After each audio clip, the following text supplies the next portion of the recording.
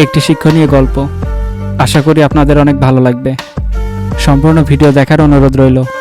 তো চলুন ভিডিওটি শুরু করা যাক।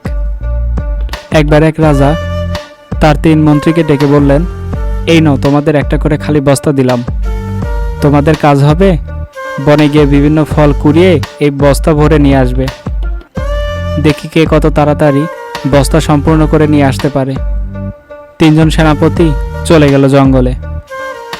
প্রথম মন্ত্রী চিন্তা করলো, রাজা বলেছেন তাই ভালো ভালো ফল কুড়িয়ে বস্তা পূর্ণ করি, এবং সেই কথা মতো জঙ্গলের ভালো ভালো ফল নিয়ে বস্তা ভরে ফিরে আসলো। দ্বিতীয় মন্ত্রী চিন্তা করলো, রাজা তো সব ফল দেখবে না, তাই হাবি জাবি পচা ফল দিয়ে সে নিচের দিক পূর্ণ করে, উপরের দিকে শুধু কিছু ভালো ফল নিয়ে বস্তা পূর্ণ করলো এবং ফিরে আসলো। তৃতীয় মন্ত্রী চিন্তা করলো, রাজার এত সময় কোথায় বস্তা খুলে খুলে দেখবে? সে শুধু দেখবে বস্তা পূর্ণ হয়েছে কিনা। জঙ্গলের মরা পাতা, ঘাস, কাঠ দিয়ে বস্তা পূর্ণ করে নিয়ে এলো।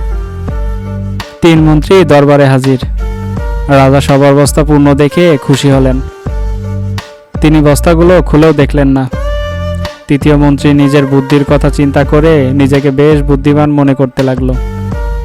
রাজা একটু সময় নিয়ে ঘোষণা করলেন, এই 3 মন্ত্রীদের তাদের বস্তা সহ 7 দিনের জন্য কারাগারে পাঠানো হোক এবং প্রত্যেকে 3টি আলাদা আলাদা কক্ষে রাখা হোক। এই 7 দিনে তাদের কোনো প্রকার খাবার দেওয়া হবে না। যেই কথা সেই কাজ, 3 জনকেই কারাগারে পাঠানো হলো। প্রথম মন্ত্রী এই 7 দিন তার বস্তার ফলগুলো খেয়ে কাটিয়ে দিলেন। দ্বিতীয় মন্ত্রী তার যত ভালো ফল ছিল 2 দিন খেতে পারল। বাকি 5 দিন পচা ফল খেয়ে কাটানোর চেষ্টা করলো, কিন্তু তিনি অসুস্থ হয়ে পড়লেন। তৃতীয় মন্ত্রীর বস্তায় ফল ছিল না, তার সবগুলা ফল ছিল পচা, তাই তিনি না খেতে পেয়ে কারাগারেই মারা গেলেন। এই গল্পের শিক্ষণীয় বিষয় হলো, যদি আমরা ফাঁকি না দিয়ে সঠিকভাবে শিখে লেখাপড়া করে বড় হই, তবে তার ফল আমরা যখন কর্মক্ষেত্রে যাব তখন ভোগ করতে পারবো। গল্পটি অনলাইন থেকে কালেক্ট করা। যদি কারো কাছে সুন্দর সুন্দর গল্প থাকে তাহলে আমাকে টেক্সট করতে পারেন, আমি গল্পটি শেয়ার করার চেষ্টা করব। বন্ধুরা, ভিডিওটি ভালো লাগলে একটি লাইক করবেন, শেয়ার করবেন এবং কমেন্ট বক্সে আপনাদের মূল্যবান কথাটি বলে যাবেন।